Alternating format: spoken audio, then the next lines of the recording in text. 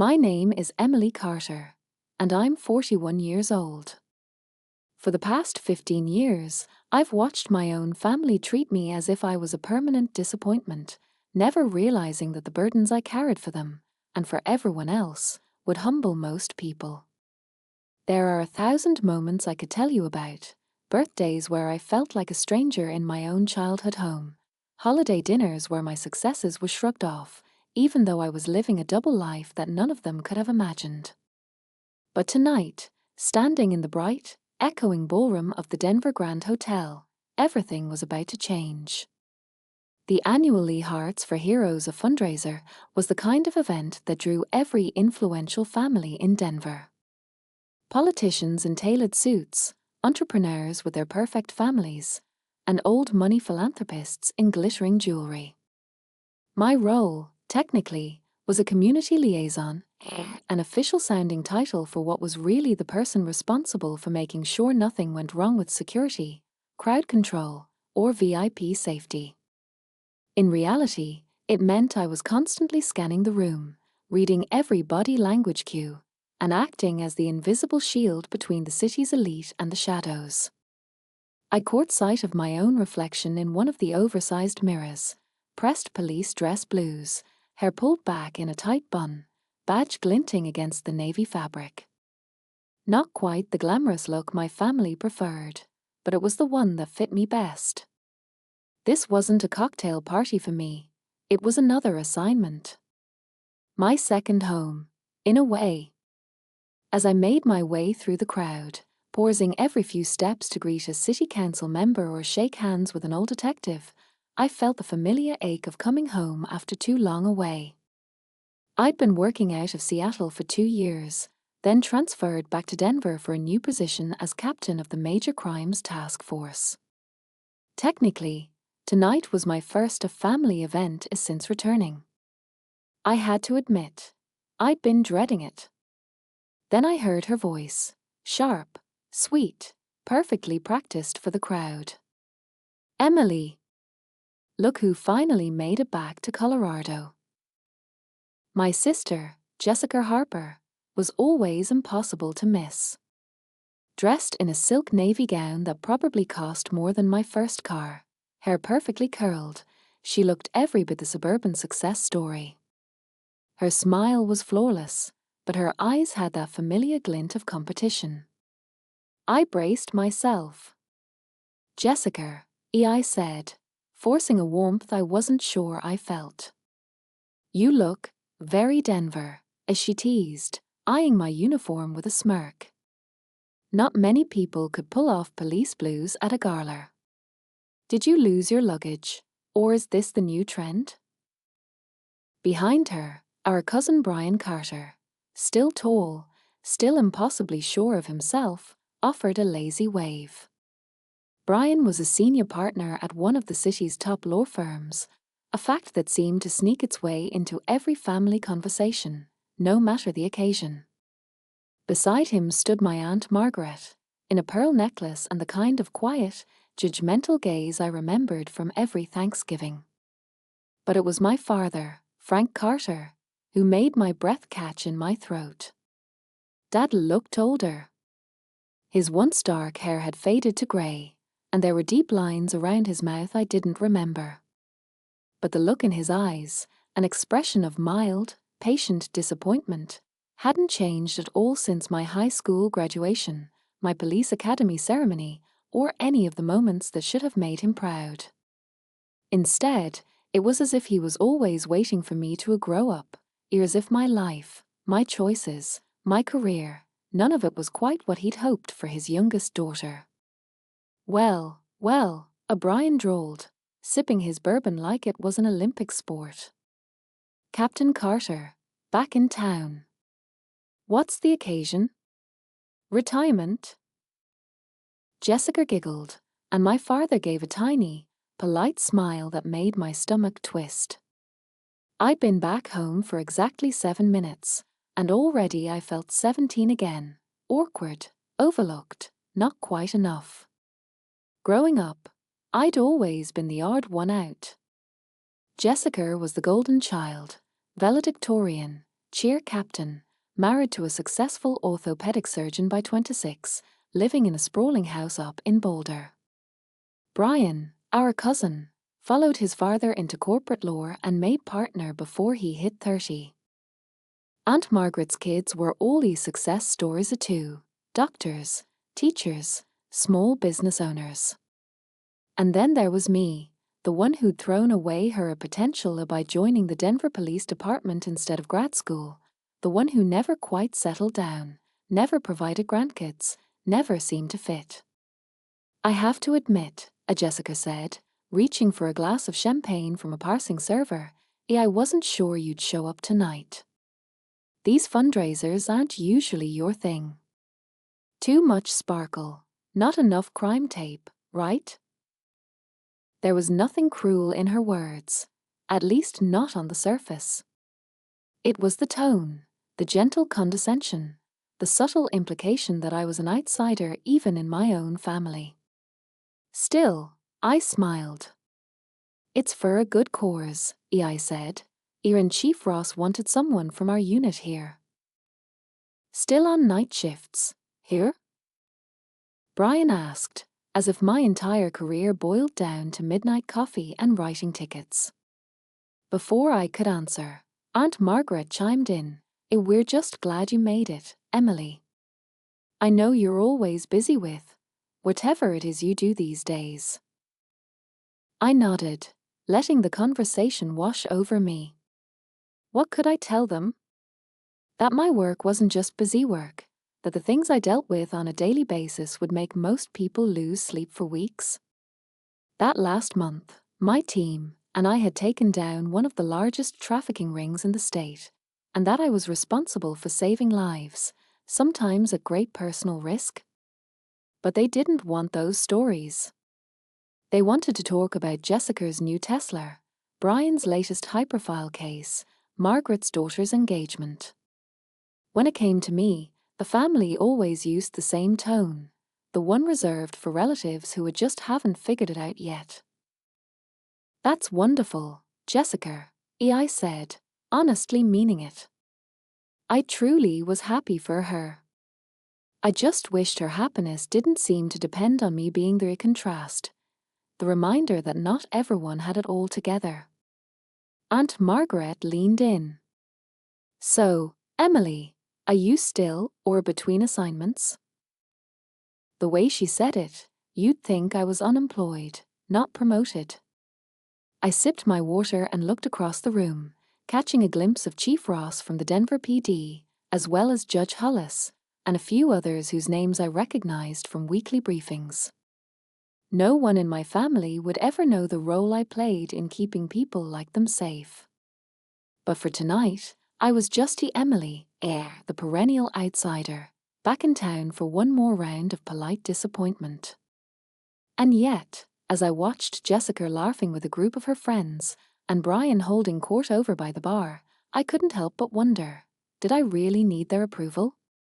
Or was it finally time to live my own life, on my own terms, even if they never understood? The first 20 minutes of any Carter family gathering always felt like running a gauntlet, a parade of quick judgments, backhanded compliments, and reminders of everything you weren't. My father, Frank, had perfected the art of gentle disappointment. Jessica specialized in weaponized concern. Aunt Margaret's contributions were always subtle, never outright cruel, but sharp enough to draw blood if you weren't paying attention. As I stood there, listening to Brian explain his firm's recent victory in a federal case, we set precedent for the whole state. You know, it'll be in the legal journals for years. I let my gaze wander. Out of habit, I did a quick scan of the exits, noting a suspicious man near the catering staff. My mind flickered to protocol, crowd size, nearest officers, potential threats. I realized, a little ruefully, that this was the closest I came to feeling at home. In the background, on alert. Essential, but invisible. Jessica leaned over, lowering her voice. Emily, Dad was just telling us about your new place in Lakewood. Still renting, right? It must be hard, moving around so much. Her smile was dazzling, her tone almost pitying. I nodded, not bothering to correct her. I did move around a lot, but not because I couldn't settle down. The reality was, my role in the Major Crimes Task Force often meant being temporarily assigned to different precincts, sometimes Denver, sometimes Boulder, occasionally further afield. Most of my family would never understand that kind of mobility. Jessica's life, by contrast, was rooted and solid, a gleaming suburban home with a sprawling lawn, 2 golden retrievers, and a husband, Dr. Matt Harper, who was charming, handsome, and always seemed to know exactly what to say at family dinners. Aunt Margaret broke in. I keep telling my girls how lucky they are to have settled into good, stable careers. Did you hear? Chloe made department chair last month. She smiled at me with genuine pride, for her daughter. Congratulations, I offered, meaning it. I was proud of Chloe. She was smart, driven, and seemed genuinely happy teaching science at Boulder High. But the conversation quickly pivoted, as always, to things I couldn't, or wouldn't, share. So, Emily, O'Brien said, swirling his drink, what exactly do you do all day? Jessica says you're in charge of something, but I can't imagine what that means. Are you, like, a detective now? Or still just working patrol? I smiled, keeping my tone light. Mostly paperwork and meetings, honestly. You know how it is in city government. Lots of red tape. They all chuckled knowingly, assuming this meant I was stuck in some endless clerical loop. In reality, a paperwork could mean writing up witness statements after a gang bust, logging evidence from a multi-state investigation, or prepping a joint op with federal agencies. But that world was sealed off from them. Brian smirked. I always figured you'd do something adventurous, but I thought maybe you'd end up in the FBI or something wild. Not the Denver PD. I shrugged. Denver's pretty wild, trust me. Jessica tilted her head. But don't you ever want something more? Like a family? Or at least a place of your own? Her words landed harder than she probably meant. The question of family, the fact that I was single, childless, and didn't have a mortgage, was the unspoken headline at every holiday meal. Even now, in this crowded room, I felt the weight of it. The expectation that I'd somehow failed to grow up, that I was still drifting, playing at adulthood while everyone else was living it. It stung, not because it was true, but because it was almost true. I did want those things. But life had given me a different path, and for the most part, I'd made my peace with it. I like my life, I said simply. It's never boring. Dad, who'd been silent until now, cleared his throat. We're all proud of your service, Emily. But your sister was just telling us about their new house in Boulder. 4 bedrooms, 3-car garage. It's quite a place. Maybe someday you'll find a reason to put down roots too. It wasn't malicious, just a hope that I might still fit into the mold he'd envisioned for me. I didn't have the heart to explain that my life was rooted in service, protecting this city, chasing justice, doing work that mattered, even if no one ever saw the cost. Jessica smiled, triumphant. Brian lifted his glass to her, and Aunt Margaret nodded approvingly. The familiar ache returned, a dull, throbbing reminder that no matter how many lives I saved, how many dangerous cases I closed, I would always be the one who never quite settled down. And yet, as I glanced around the room, at all the people I'd sworn to protect, I felt something else blooming inside me, a quiet, steady pride. My world was bigger than the Carter's dinner table and deeper than the suburban lawns of Boulder. They might never understand, but I finally realized I didn't need them to. I could always tell when the conversation was about to turn from polite small talk to something more uncomfortable. It happened right after Jessica's story about her new kitchen renovation. Granite countertops, imported tile, top-of-the-line appliances. She was describing the breakfast nook as if it were a sacred shrine when she leaned in and asked, almost offhand, "So, Emily, what about you? Do you see yourself settling somewhere nice? Or are you still moving every year?" There was a sharpness beneath the casual tone, as if every word was chosen to remind me of everything I didn't have. I glanced at my dad, hoping for a rescue, but he was busy checking his phone. Probably a news update or a reminder about his volunteer shift at the church. He'd always believed in service, just not the kind I'd chosen. I forced a smile. "I like seeing new neighborhoods," I said. "Besides, being flexible comes in handy with my job." Brian grinned at his wife, Melissa, and whispered just loud enough for me to hear, as she's probably just filing reports all day. "You know how it is with city jobs, glorified paper pushing." Melissa giggled. I bit back a reply, letting it slide. The truth was, I was filing reports all day, after running tactical briefings, after chasing suspects through alleys, after knocking down doors with SWAT. But what could I say? "Sorry, I was late to your barbecue because I spent the afternoon helping bust a trafficking ring." That never landed well with family. Jessica launched into another story, this time about her oldest daughter's robotics team winning a state competition. "You know, Emily," as she said, "I think you'd really enjoy being a mentor. Maybe at-risk youth programs? You always liked helping people.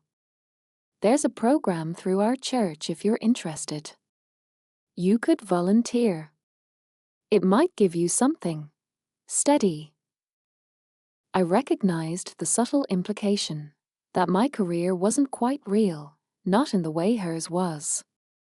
Not stable, not meaningful, not worthy of admiration. I felt the old urge to defend myself. But I didn't. Instead, I took a slow breath and let my gaze wander over the ballroom. Denver's mayor was chatting with Chief Ross by the bar. 2 federal prosecutors were speaking quietly near the stage. I'd briefed both of them in the last month. On the far side of the room, I saw Officer Miranda Torres, my partner for 6 years, working security tonight. She gave me a quick nod, silent solidarity in a world where you couldn't always explain your worth.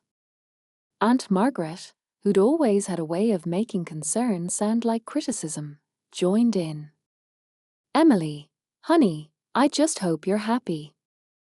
You know you can always call me if you need anything. Advice, maybe a referral. Chloe's company is hiring, and she said she could put in a word. It's never too late to start over." Start over. The phrase echoed in my mind. Did they think my life was something to be abandoned, traded for a cubicle or an office with a view? Didn't they know that for every family dinner I missed, there was a life I helped save, a victim I brought justice for, a community I kept safe, often at the cost of my own peace of mind? I smiled gently. "Thanks, Aunt Margaret. I'll keep that in mind."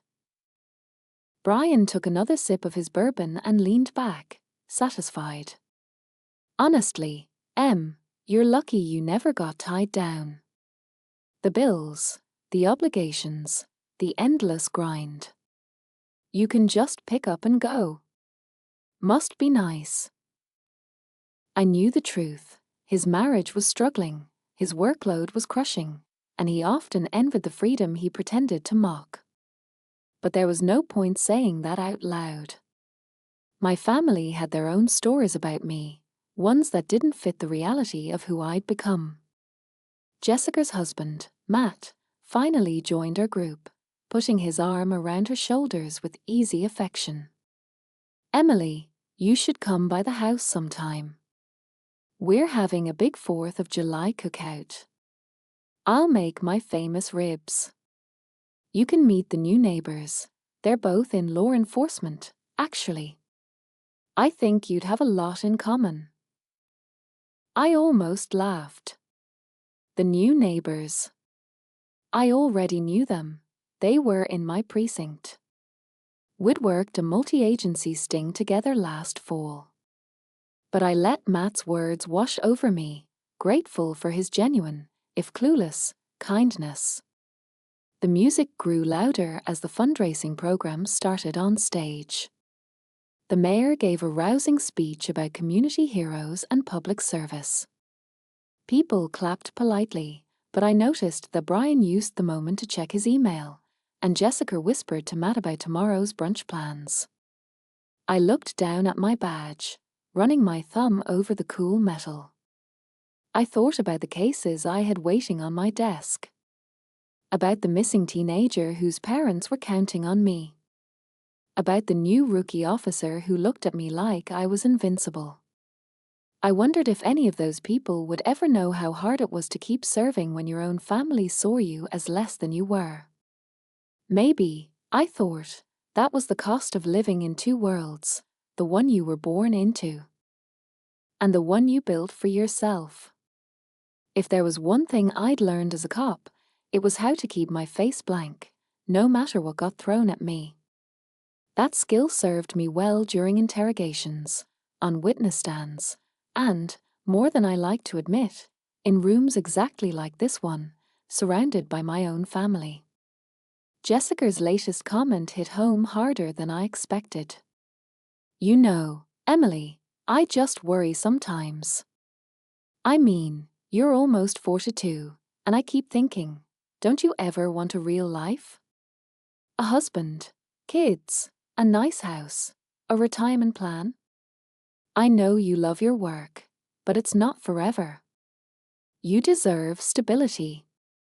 I just want you to be happy." She said it gently, but her eyes were searching my face for any sign that I agreed, or maybe just for proof that she was right.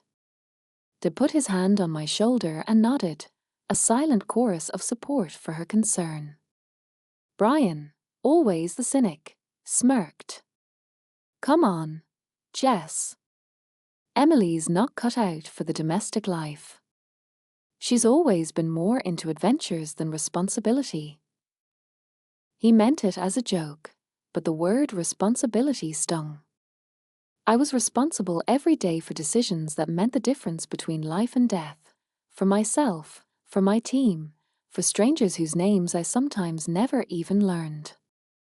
I'd led raids, negotiated hostage releases, testified in cases that made national headlines. But in their eyes, I was still their kid sister, a playing cop. Dad cleared his throat, the way he always did before a speech. "Emily, your aunt's son-in-law just got promoted in HR at First National. There might be a good opening for you there. It's never too late to start something new. You could even go back to school, finish a degree, get your MBA. I'll help with the applications if you need it." He was trying, in his own way. I recognized the love in the offer, even if it landed all wrong. "That's sweet, Dad. But I'm not looking for something new. I love what I do." Jessica's eyes filled with tears. Real or not, I couldn't always tell. "I just don't want you to wake up one day and regret not having more, you know? You give everything to your job. But who takes care of you? Who takes care of me?" The question lingered. I thought about the way I decompressed after a long shift, running in the early morning, long drives through the mountains outside Denver, late-night calls with Miranda, my partner, about everything and nothing. I thought about my quiet apartment, the plants I always forgot to water, the stack of books on my kitchen table. My world was quieter, lonelier, but it belonged to me. "Thanks, Jess," I said softly. "But I promise, I'm okay." Brian jumped in, never one to let a sentimental moment linger. "Hey, maybe the department gives her free housing. Or maybe she's just too busy writing parking tickets to settle down." Melissa giggled, and even Dad chuckled. For a split second, the old hurt flared, being the punchline, the easy target for their jokes. But I just smiled, letting it pass through me. What would they say if they knew that last month I'd flown to DC to brief a Homeland Security task force? Or that 3 nights ago, I'd stayed up until dawn negotiating with a gunman holding 3 hostages in a Lakewood apartment? What would they say if they saw the stack of thank you cards on my desk from victims' families, or the medals tucked in a drawer because it felt embarrassing to show them off? But to them, those were invisible. Unknowable. My work wasn't flashy, didn't fit neatly on a family Christmas card. I couldn't tell them about the nights I lay awake wondering if I'd made the right call, or the anniversaries I spent alone, or the friends I'd lost, both to violence and the slow erosion of a job that made normal life almost impossible. Jessica reached over and squeezed my hand. "Promise you'll come for Sunday dinner next month? Just us, no pressure. I'll make your favorite, chicken pot pie." I smiled genuinely this time. I did love her cooking, and despite everything, I loved her. Family was complicated. That didn't mean it wasn't worth it. "Wouldn't miss it," I said. The conversation drifted back to safer topics, local politics, school budgets, Brian's latest real estate deal. I let myself relax, if only a little, as the evening wore on and the sharp edges of their questions softened with a second round of drinks. But even as I listened, even as I laughed at their stories and hugged my dad, I couldn't shake the sense that I'd spent my whole life on the outside looking in. Maybe that was just how it was, when you lived a life nobody else could see. But tonight, as I glanced around at the glittering lights and the families taking selfies in front of the gala banners, I wondered if that was really such a bad thing after all.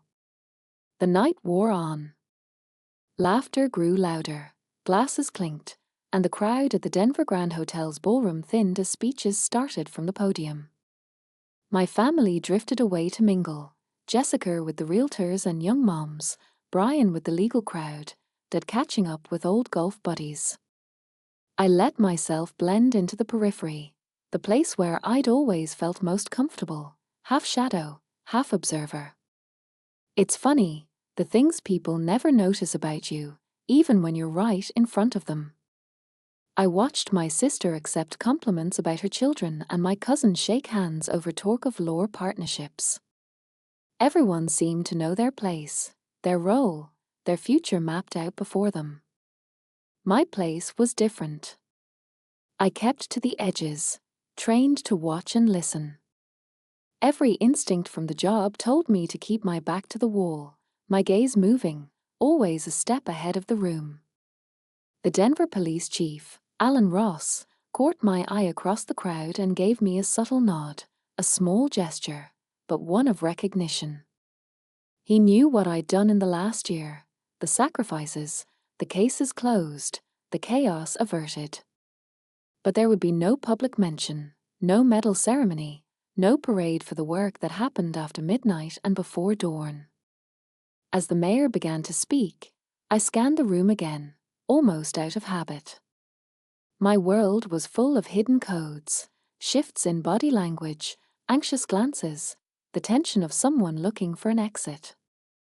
There, near the banquet table, I saw an unfamiliar man in a cheap suit, eyes darting, staying close to a group of donors. Instinct told me he was out of place, I made a mental note to let hotel security know after the speeches. That was the thing about this life. I could never really turn it off. A familiar ache pressed at my chest as I watched Jessica smiling for photos, radiant and secure. My sister and I had once been close, before the distance of adulthood and different choices built a wall between us. She'd never really understood what I did, or why I did it. Maybe that was my fault, for keeping my stories to myself, never inviting her into the world I inhabited every day.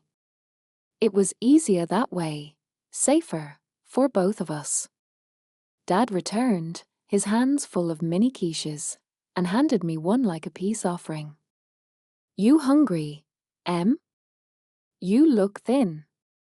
Are you eating okay?" I smiled at his concern. "I'm fine, Dad. Just busy." He hesitated, then set down the plate. "You know, your mom will be proud of you." The words surprised me. He rarely mentioned Mom. Her loss still hovered between us, quiet and unfinished. She always said you were the strong one. Even as a kid. A lump formed in my throat. I swallowed hard and nodded, not trusting myself to speak. "She'd want you to be happy, Emily," he continued softly. "I want that too. I just don't want you to wake up and realize you missed out, chasing after." He stopped himself, shook his head. "Never mind. I know your job's important. I just worry." For a moment, the distance between us narrowed. I wanted to tell him about the real work, the risks, the times I'd been scared but kept going. I wanted to say that his pride mattered more than any award or rank. But I couldn't, not really. Too many rules, too many secrets. I put my hand on his. "Thanks, Dad. I mean it." He squeezed my fingers, his old calloused palm rough from a lifetime of hard work. Then he let go, already distracted by the sound of Brian's laughter from across the room. The program resumed, awards handed out to business owners and volunteers. The chief made a short speech about public service and thanked the officers in attendance. A few people clapped. But most turned back to their conversations, their glasses, their phones. It was always that way. The work you did in the shadows never made the highlight reel. After a while, Jessica came to find me, slightly flushed from champagne and attention. "We're going to take some pictures, Em. Come on, you have to be in one. For Dad." I joined them, the four of us, Dad, Jessica, Brian, and me, standing awkwardly together for the photographer. The flash was blinding. Jessica put her arm around me, all smiles for the camera. But I could feel how tentative it was, how much space still lingered between us. As soon as the photo was taken, Brian excused himself, heading toward a group of attorneys. Dad checked his watch and wandered off in search of old friends. Jessica lingered, smoothing her dress, eyes darting. Emily, as she started, but then trailed off. "It's okay, Jess," I said, surprising myself with the softness in my tone. "You don't have to explain." She looked at me for a long moment, then hugged me tightly, the kind of hug we hadn't shared since we were teenagers. When she stepped back, there was a shine in her eyes. "You're a good sister, Em.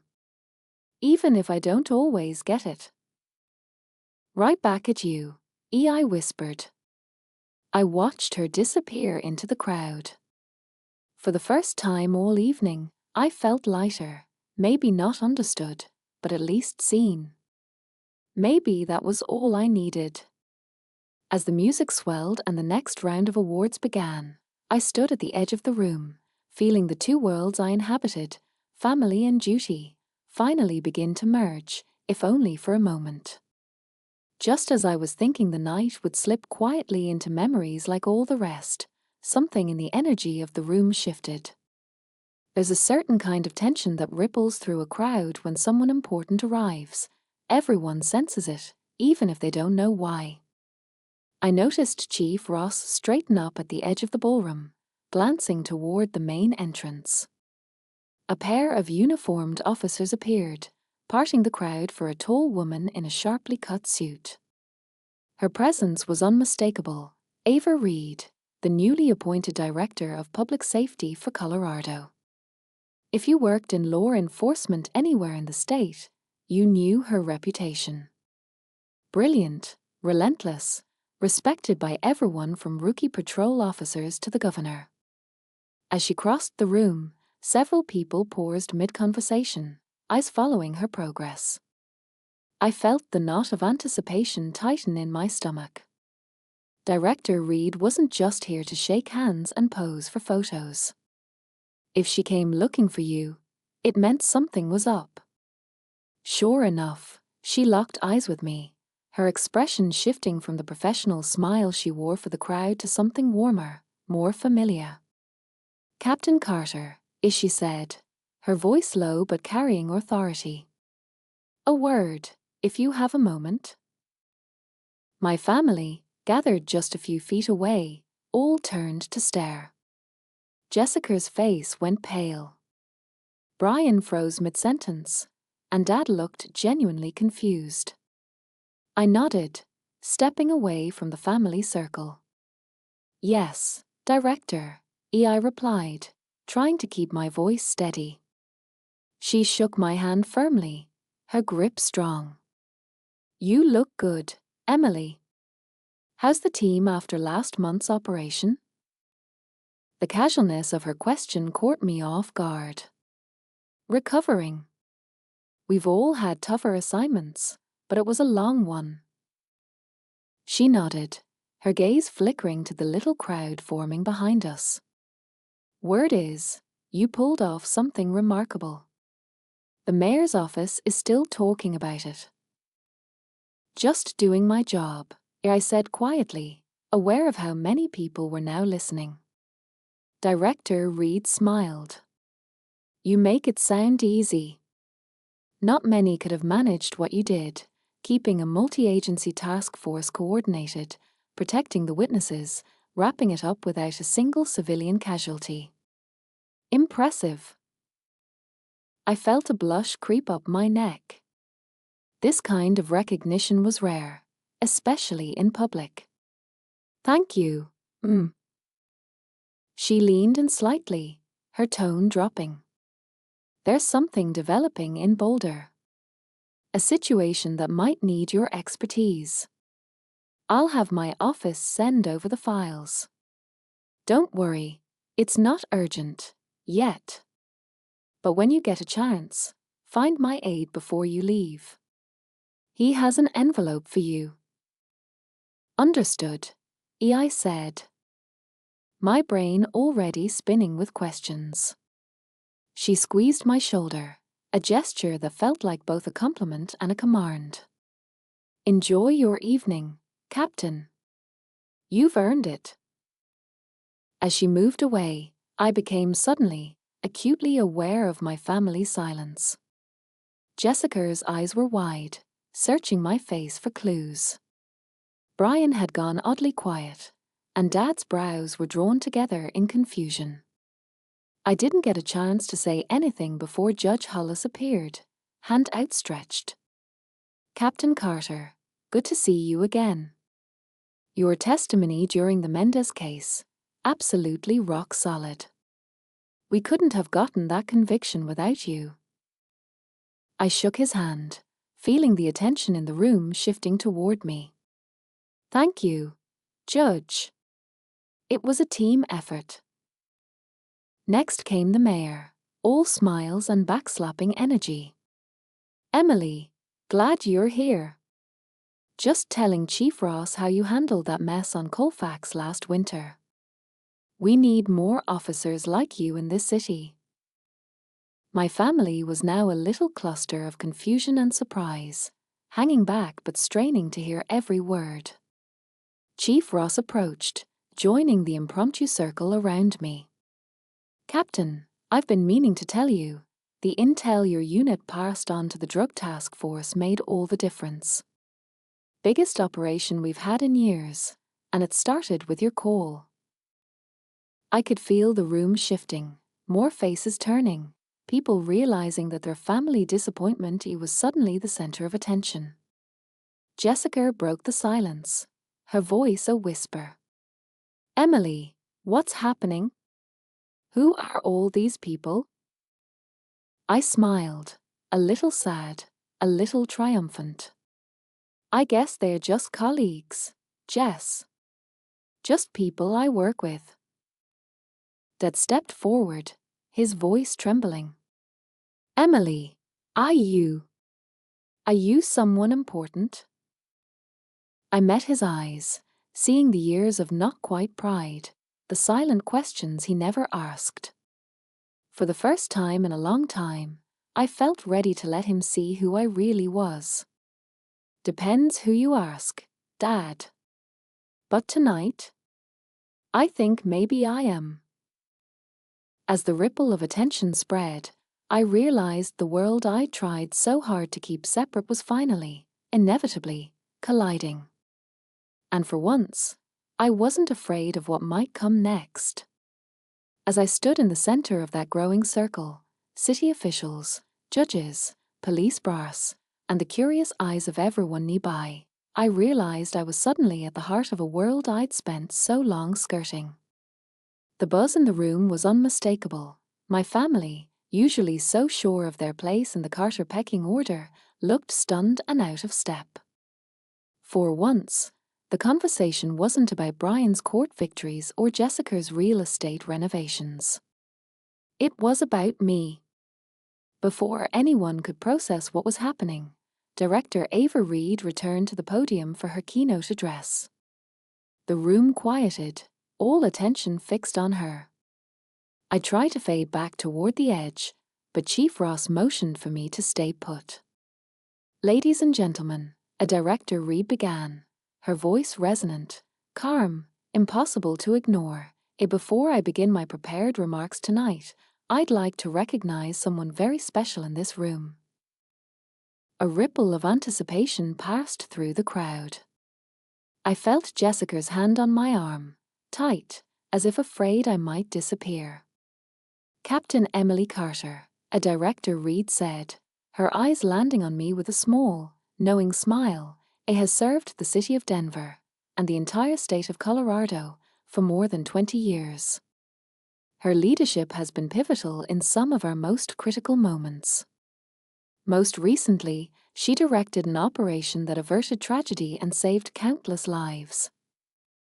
Suddenly, every face in the ballroom turned toward me. The applause started slowly, then swelled, echoing off marble and glass until it was nearly overwhelming. Director Reed continued, Captain Carter exemplifies everything we hope for in law enforcement: courage, compassion, and an unwavering commitment to justice. She has received numerous commendations for valor, including the Governor's Star for Distinguished Service, our highest honor. I felt myself flush with emotion, the weight of all those years suddenly so real, so present. I glanced at my family. Dad, jaw slack, eyes wet, Jessica, openly crying, Brian, for once silent, looking at me not as his little cousin, but as someone he barely recognized. Captain, would you please come forward so we can thank you properly? There was no hiding anymore. My feet carried me to the front as the applause continued, dozens of hands reaching out to shake mine, people I'd only ever seen from the shadows. I stood beside Director Reed at the podium, the lights blinding, the room hushed.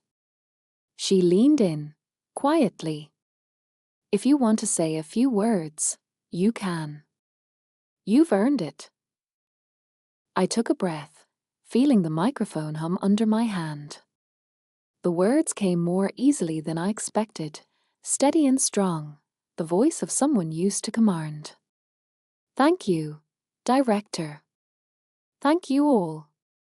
I've had the honor to serve with the finest men and women in public safety, and every bit of success I've had is thanks to their dedication, too. Most of what we do isn't visible. That's the nature of the work. But I promise you, every day, your officers, your firefighters, your first responders are out there, making sure Denver is safe. I'm proud to call them my family. As I spoke, I caught Jessica's eye. She gave me a trembling smile, her pride shining through tears. Brian, stunned, nodded, the corners of his mouth twitching up. My father raised his hand in a small, unsteady salute. I closed with a simple truth. We do this because we believe in something bigger than ourselves, because protecting this city is worth every sacrifice. And tonight, I'm grateful to be seen, not just as a cop, but as someone who loves her family and her home. The applause thundered again. When I stepped down from the stage, people pressed in with congratulations, stories, and thanks. I shook hands with old colleagues, new recruits, strangers who just wanted to share a moment. But through it all, my eyes kept searching for my family. When I finally made it back to them, there was an awkward, beautiful silence. No one quite knew what to say. Dad spoke first, his voice rough. Emily. I had no idea. All these years, I hugged him, feeling the strength leave his shoulders. His pride and regret mingled in the embrace. Jessica wiped her tears and laughed shakily. I don't know if I should hug you or salute you. Maybe both. Brian finally managed, You really are the hero in the family, Em. For the first time in my adult life, I felt not just loved, but seen, as the person I truly was, not the version my family imagined. Maybe, I thought, this was what coming home was supposed to feel like. After the speeches and applause, the night blurred into a series of bright, meaningful moments. Strangers shook my hand. Fellow officers clapped me on the back, a few whispering, "You're about time." But the memory that will always linger isn't the recognition or the praise. It's the quiet, awkward circle my family formed when the crowd faded. Jessica was the first to find her voice. Her mascara had smudged from crying, but she didn't care. She reached out and hugged me hard, tighter than she ever had as an adult. Oh my God, Em. All this time, we had no idea. I feel awful. We've been so small with you. I squeezed her back, letting her words wash over me. You've been yourself. That's all. Don't apologize for loving your life. She stepped back, her face serious. No, Emily, really.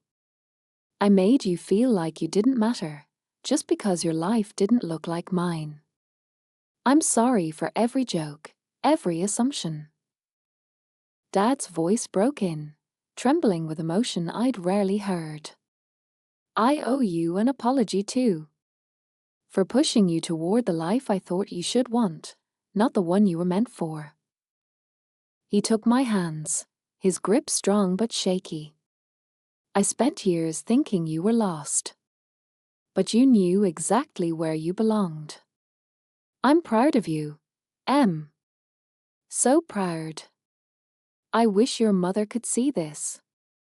She'd be beaming. I blinked back tears. She does see, Dad.